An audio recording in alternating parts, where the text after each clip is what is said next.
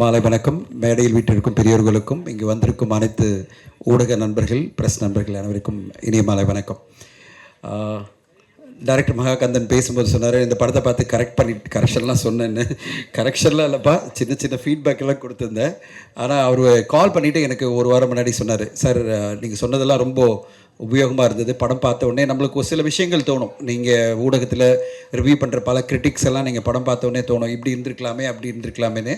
அதே மாதிரி தான் எனக்கும், இப்படி இருந்தால் அப்படி இருந்தால் நல்லா இருக்குமே, இந்த மாதிரி இந்த டைலாக் போட்டு ஒரு ஜஸ்டிஃபை பண்ண முடியாதா அப்படிலாம் நான் சொன்னதை ஏற்றுக்கிட்டு அவர் அந்த படத்தில் இந்த விஷயம்லாம் நான் ஆட் பண்ணியிருக்கேன் சார் சொன்னார். அதை கேட்கும் போதே சந்தோஷமாக இருந்தது. அதை இங்கே மேடையிலையும் சொல்கிறாரு, கரெக்ஷன்லாம் சொல்லுங்கள், உங்களை மாதிரியே நானும் கொஞ்சம் ஒரு கருத்துக்கள் தான் சொன்னேன்.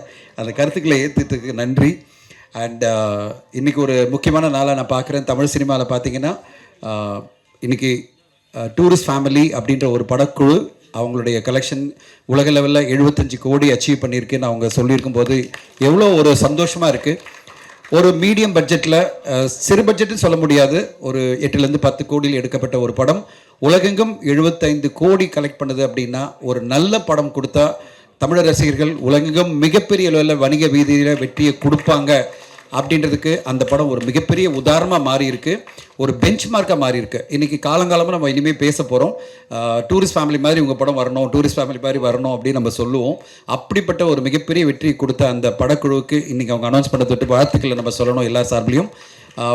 ஓவர்சீஸில் அந்த படம் 15 கோடி மேலே கலெக்ட் பண்ணியிருக்கு. எந்த அளவு பாருங்கள், எவ்வளோ பெரிய ஒரு வெற்றி பாருங்கள். ஓவர்சீஸில் பெரிய நடிகர்கள் நடித்தா மட்டும்தான் திரையரங்கு படம் பார்ப்பாங்க.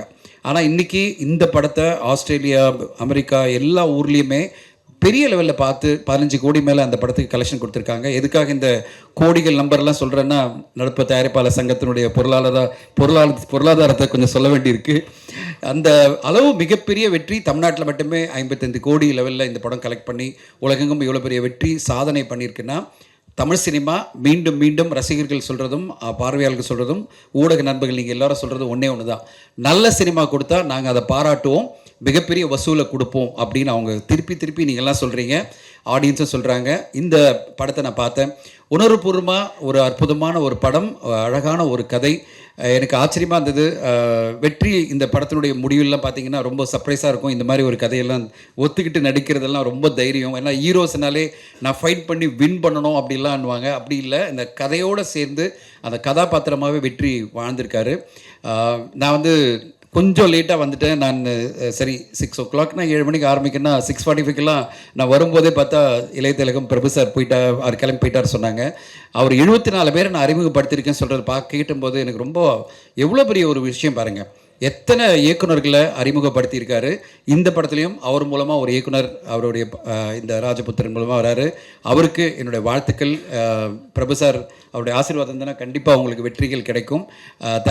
புது தயாரிப்பாளர் ஷாஃபிக்கும் என்னுடைய வாழ்த்துக்கள். உங்களுடைய முயற்சி மிகப்பெரிய அளவில் வெற்றி அடையணும். இந்த நேரத்தில் ஒன்று தான் சொல்கிறேன், நேற்றுலேருந்து ஒரு பரபரப்பு ஒன்று போயிட்டுருக்கு. ஏதாவது ஒன்று பேசுகிறீங்க கந்தன், உங்கள் படமும் பரபரப்பாகும். நேற்று ஒரு இயக்குனர் அவர் பேசின ஒரு விஷயம் அந்த படமும் இதே தேதி 30ஆம் தேதி வெளியாகுது. அவர் பேசின விஷயம் மனசுக்கு சங்கடமாக இருந்தது. எப்படி ஒரு நடிகர், அவர் பேரெல்லாம் சொல்லலை, எப்படி ஒரு நடிகர் அவரை காயப்படுத்தினார். 2 வருஷம் கதை கேட்டு அவரோட ட்ராவல் பண்ணி கடைசியில் உங்களுக்கு டைரக்ஷனே வரலன்னு சொன்ன அவர் முன்னாடி நான் இந்த படத்தை எடுத்து ரிலீஸ் பண்ணுறேன் 30ஆம் தேதி, வியாபாரமும் பண்ணிட்டேன் அவர் சொல்லும்போது உண்மையிலே அந்த இயக்குனருக்கு என்னுடைய பாராட்டுக்கள், அந்த தைரியத்துக்கு என்னுடைய பாராட்டுக்கள். உண்மையிலே தைரியம், இது ஒரு மிகப்பெரிய தைரியம். ஆனால் நான் அவருக்கு ஒரு நண்பனாக, ஏன்னா நான் எல்லா இயக்குநர்களும் சக்ஸஸ்ஃபுல்லாக வரணும், எல்லா தயாரிப்பாளர்களும் வெற்றி அடையணுன்ற எண்ணத்தில் அவருக்கு நான் ட்வீட் ஒன்று போட்டேன். அது பிறகு நிறைய கமெண்ட்ஸ் வந்துகிட்டே இருக்குது, நிறைய பேர் அதை கமெண்ட் பண்ணிகிட்டே இருக்காங்க. நான் சொன்னேன், படம் வருது இல்லை, படம் வெற்றி அடைஞ்ச பிறகு நீங்கள் பேசுங்க தம்பி, வெற்றி அடையிறதுக்கு முன்னாடி பேசாதீங்க. ஏன்னா நம்ம எல்லாருமே ஒரு ஜேர்னி. நீங்கள் எங்களுடைய சங்கத்தினுடைய செக்ரட்டரி சிவா சாரை கேட்டிங்கன்னா ஒரு 1000 பேஜில் ஒரு புத்தகம் போடலாம் தமிழ் சினிமாவில் 25 வருஷம் நடந்த நிகழ்வுகள்லாம் வச்சு. ஆனால் நாங்கள் காதில் கேட்டுட்டு ஐயோ இப்படி நடந்ததா அப்படி நடந்ததா அப்படின்னு நாங்கள்லாம் சார் வெளில பேசாதீங்க சார் அப்படின்னும். ஏன்னா பல விஷயங்கள் சினிமாவில் நம்ம பேச முடியாது. அது ஏன்னா பிரச்சனைகளோட தான் சினிமா நடக்கும். ஒரு சினிமா தயாரிப்பு என்பதும், ஒரு சினிமாவில் ஒரு இயக்குனரை கமிட் பண்ணுறதும், இல்லை ஒரு நடிகரை கமிட் பண்ணுறதும் அவ்வளோ ஈஸி கிடையாது. அதுவும் பாப்புலரான ஒரு நடிகரை கமிட் பண்ணுறதெல்லாம் அவ்வளோ ஈஸி கிடையாது. ஒரு இயக்குனர் என்பவர் கஷ்டப்பட்டு தான் ஒரு நடிகரை வந்து கன்வின்ஸ் பண்ண வேண்டியிருக்கும். அது பிறகு ஜெயிச்ச பிறகு பார்த்தீங்கன்னா அதே நடிகர்கள் வந்து அதே இயக்குனர்கிட்ட கேட்கும்போது அந்த இயக்குனர் என்ன சொல்லுவார், சார் எனக்கு உங்களை விட பெரிய நடிகர் வந்துட்டார், அவரோட நான் பயணிக்க போகிறேன்னு சொல்லிட்டு இவரை கேட்டு விட்டு போயிட்டே இருப்பாங்க. ஸோ அதுதான் சினிமா. சினிமா என்பது வந்து யாரையுமே என்ன சொல்கிறது, ஒரு கட்டுப்பாட்டுக்குள்ளே வைக்காது, யாரையும் கட்டுப்படுத்த முடியாது. நம்ம ஜெயிச்ச பிறகு இந்த உலகமே நம்ம கையில் இருக்கும். அப்போ நம்ம சொல்லலாம், ஓரளவு டிப்ளமேட்டிக்காக சொல்லலாம். அதை விட்டுட்டு மொத்தமாக ஜெயிக்கிறதுக்கு முன்னாடி, படம் வெளியேறதுக்கு முன்னாடி சொல்கிறது உங்களுக்கு தேவையில்லாத ஒரு சங்கடத்தை உருவாக்கவே தம்பி அப்படின்ற மாதிரி நான் ட்வீட் போட்டிருந்தேன். அவருடைய அந்த கான்ஃபிடென்ஸ்க்கு நம்ம கண்டிப்பாக வந்து வாழ்த்து சொல்லணும். அவருடைய அந்த முயற்சி, அந்த படம் ஜென் த பெட் வெற்றி அடையணும். இது இந்த படத்தோட ராஜபுத்தனோட வர படம். அந்த அந்த தைரியத்துக்காகவும் அவருடைய அந்த கான்ஃபிடென்ஸ்க்காகவும் அந்த படம் வெற்றி அடையணும்னு நான் வாழ்த்துறேன். யாராக இருந்தாலும் சரி, அவருடைய அந்த உணர்வுபூர்வமாக சொன்ன விஷயத்தில் ஒரு விஷயம் மட்டும் நம்மளுக்கு வந்து மனசை காயப்படுத்துகிற என்னென்னா, யாரையுமே நம்ம குறைச்சி மதிப்பிட முடியாது. திடீர்னு ஒரு 24 வயசில் ஒரு ஒரு ஒரு என்ன சொல்கிறது, யங்ஸ்டர் வந்து டூரிஸ்ட் ஃபேமிலின்னு ஒரு படத்தை வந்து கொடுத்து மாபெரும் வெற்றி அடைய வைக்க முடியும். ஸோ நம்ம நினைக்கலாம் 24 வயசுலாம் ஒரு டைரக்டர் அவனுக்கு என்ன அனுபவம் இருக்குது, ஷார்ட் ஃபிலிம் தானே எடுத்திருக்கேன் அப்படின்னு நம்ம சொல்லலாம். ஆனால் திடீர்னு வந்து இன்றைக்கி உலகமே பார்த்து வாவ், ராஜமௌலி சார்லேருந்து சங்கர் சார்லேருந்து இன்றைக்கி சூர்யா சார் அவ்வளோ பெரிய வாழ்த்து சொல்லி அவங்களெல்லாம் பாராட்டிகிட்டு இருக்காரு. அது பிறகு எல்லா நடிகர்களுமே அவர் கூப்பிட்டு பாராட்டுறாங்கன்னா 24 வயசோ அனுபவமோ இல்லை, திறமை மட்டும்தான் இங்கே வந்து சினிமாவில் ஜெயிக்க முடியும். அப்படி ஒரு திறமையாளராக நான் வந்து கண்டிப்பாக மகாகந்தன் இந்த படம் மூலமாக பெரிய வெற்றி அடையணும்னு வாழ்த்துறேன். இந்த படக்குழுக்கு என்னுடைய வாழ்த்துக்கள். ஊடக நண்பர் அனைவரும் இந்த படத்துக்கு சப்போர்ட் பண்ணணும். அண்ட் த சேம் டைம் ஒரே ஒரு ரிக்வெஸ்ட் என்னென்னா, தயாரிப்பாளர்கள்லாம் மீண்டும் நடப்பு தயாரிப்பாளர் சங்கம் சார்பில் நான் கோரிக்கை வைக்கிறது என்னென்னா, ஒரு வாரத்தில் 3-4 படம் மேலே வரக்கூடாது. வாரத்தில் 8 படம் வந்தாலும் சினிமா ஊடகங்களே பார்த்து ரிவ்யூ எழுத முடியாது, ஆடியன்ஸும் பார்க்க முடியாது. இன்றைக்கி நீங்கள் பார்த்தீங்கன்னா 8 திரைப்படங்கள் தமிழ் சினிமாவில் வெளியாகிருக்கு. 8 திரைப்படங்கள். அதில் எல்லோரும் எதிர்பார்த்த விஜய் சேதுபதி சாரினுடைய ஏஸ் படம் வந்திருக்கு. அதோடு சேர்ந்து 7 திரைப்படம் வருது. ஒரு வாரத்தில் 7-8 திரைப்படங்கள்லாம் என்ன கணக்கு, எதுக்காக இத்தனை படங்கள் வெளியாகுதுன்னு எனக்கு தெரியல. 30ஆம் தேதி பார்த்தீங்கன்னா 5 படங்கள் ஆல்ரெடி டேட் அனௌன்ஸ் பண்ணியிருக்காங்க. ஸோ இப்போது 6ஆம் தேதி 5-6 பார்த்தீங்கன்னா தக் லைஃபோட சேர்ந்து 2 படம் வருது. தக் லைஃப் மறுநாள் 2 படம் வருது. எனக்கு உண்மையிலே என்ன கான்ஃபிடென்ஸு, எந்த இதில் வராங்கன்னு. ஒரு படம் 2 படம் வந்தால் ஒரு பெரிய படத்தை எதிர்கூட ஜெயிக்க முடியும், ஒரு மிகப்பெரிய அளவில் பண்ண முடியும். ஏன்னா உங்கள் கண்டென்ட் நல்லா இருந்தானா. 7-8 படம் வரும்போது ஆடியன்ஸ் கவனிக்கவே மாட்டாங்க.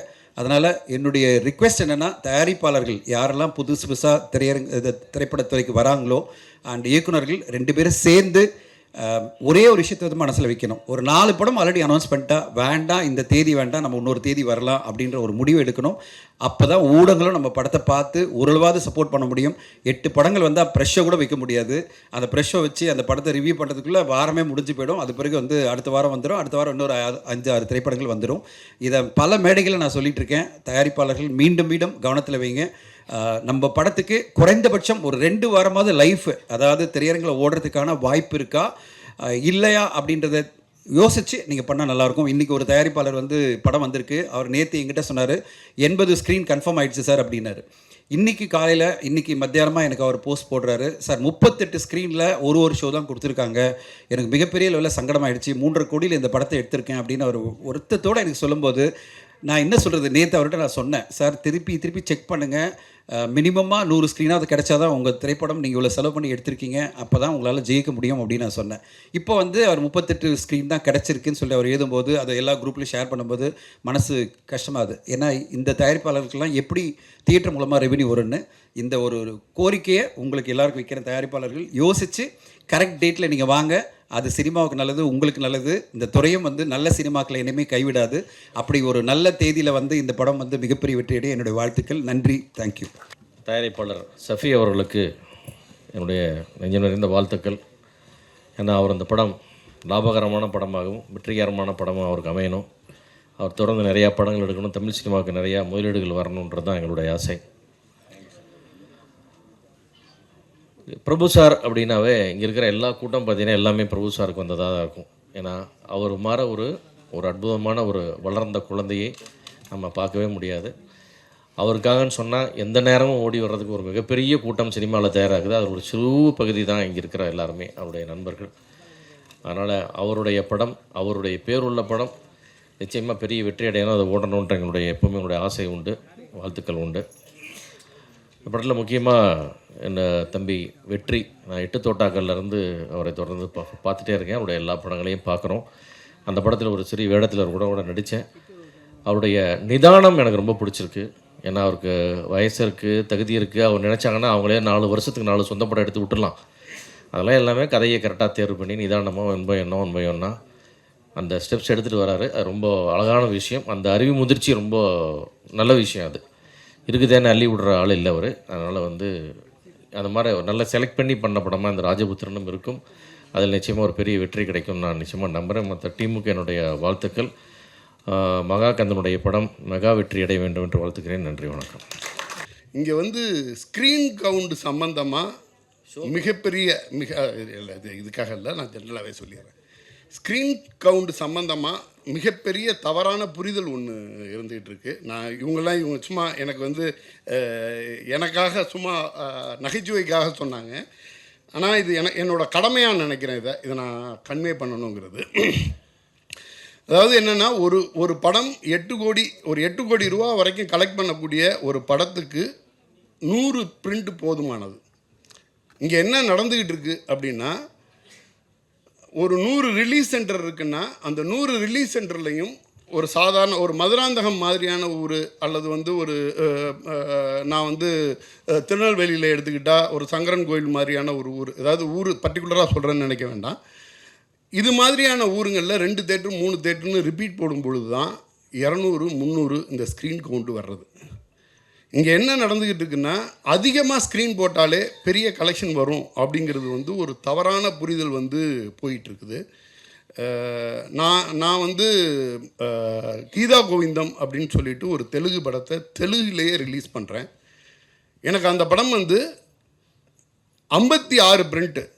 முதல் நாள் கிராஸ் 1 கோடி ரூபா கலெக்ட் பண்ணுச்சு. அதுக்கு பிறகு பெரிய பொருட்செலவில் அதே ஹீரோவை வச்சு மிகப்பெரிய டைரக்ட் பண்ணி தமிழில் ரிலீஸ் ஆன ஒரு படத்தை 275 திரையரங்குகளில் வெளியிடுறோம். அப்போது அந்த படத்தோட ஓப்பனிங் டே கிராஸ் 55 லட்சம் தான் பண்ணுச்சு. ஸோ இங்கே என்னென்னா, ஒரு படம் அந்த படத்துக்கு தேவையான ஸ்க்ரீன்ஸு, அந்த ஸ்க்ரீன் எப்படின்னா எங்கே மாதிரியான இருக்குன்னா, ஒரு வாரத்துக்கு இப்போ நம்ம என்ன சொல்கிறோம்னா, வாரத்துக்கு 5 படம் 6 படம் வராதிங்க அப்படின்லாம் சொன்னாங்க. ப்ராக்டிக்கலாக பாசிபிள் இல்லை. என்னென்னா 250 திரைப்படங்கள் ஒரு வருஷத்துக்கு உருவாக்கப்படுதுன்னா 52 வாரமே இருக்குது. அந்த 52 வாரத்தில் ஒரு வாரத்துக்கு 5 படம் ரிலீஸ் ஆனால் தான் அந்த 250 திரைப்படங்களுமே ரிலீஸ் ஆக முடியும். இது தவிர்த்து தெலுங்கு, கன்னடம், ஆங்கிலம், மற்ற மொழி திரைப்படங்களும் உள்ளே வருது. இப்போ இதை என்ன மாதிரி பண்ணுறாங்கன்னா, ஒரு சைடு மல்டிப்ளெக்ஸ் எல்லாம் என்ன பண்ணிக்கிட்டு இருக்காங்கன்னா, பெரிய லெவலில் உள்ள படங்களுக்கு மேஜர் ஸ்க்ரீன் கொடுத்துட்றாங்க. சம்டைம் என்னென்னா 6லேருந்து 8 முதல் உள்ள மல்டிப்ளெக்ஸ் ஸ்க்ரீன்ஸு மொத்தமே 2 ஸ்க்ரீன் மட்டும் ஓட்டிட்டு மற்ற 4 மூடி வச்சுக்கிற நிலைமையும் இருக்குது. இவங்க என்ன பண்ணுறாங்க, இப்போ நான் ரிலீஸ் பண்ண குட் நைட்டாக இருக்கட்டும், இது மாதிரியான திரைப்படங்கள். இப்போ ஒரு எக்ஸாம்பிள், நான் குட் நைட்னு ஒரு படத்தை ரிலீஸ் பண்ணுறேன். கமலா தேட்டரில் 2 ஸ்க்ரீனு. அதில் ஒரு ஷோவோட அந்த படம் ஓப்பன் ஆகுது வெள்ளிக்கிழமை. சனிக்கிழமை 5 ஷோஸ் அதை இன்க்ரீஸ் பண்ணிட்டாங்க. நிறைய என்னென்னா, இங்கே ஸ்க்ரீன் கவுண்டு, ஸ்க்ரீன் பேஸு இது நிறைய ஓப்பனாக பேச வேண்டிய விஷயங்கள் இருக்குது. இதை என்னென்னா, நான் ஒரு 400 தேட்டரில் போட்டோம், 500 தேட்டரில் போட்டோம். ஒரு எனக்கு ரொம்ப வேண்டப்பட்ட ஒரு ஹீரோ, சரி, எனக்கு ரொம்ப வேண்டப்பட்ட ஒரு ஹீரோ. அவர் என்ன சொல்லியிருந்தாருன்னா, ஒரு 400 ஸ்க்ரீன் வரிசையாக 2-3 படம் போட்டுக்கிட்டு இருக்கும்போது அடுத்த படத்தோட கண்டென்ட் பார்த்துட்டு வெறும் 150 தேட்டர் போதும்னு சொல்லிட்டு நான் போட்டேன். 400லேருந்து 150 போட்டால் என்னோடய மார்க்கெட் குறையாதா அப்படின்னு கேட்டார்.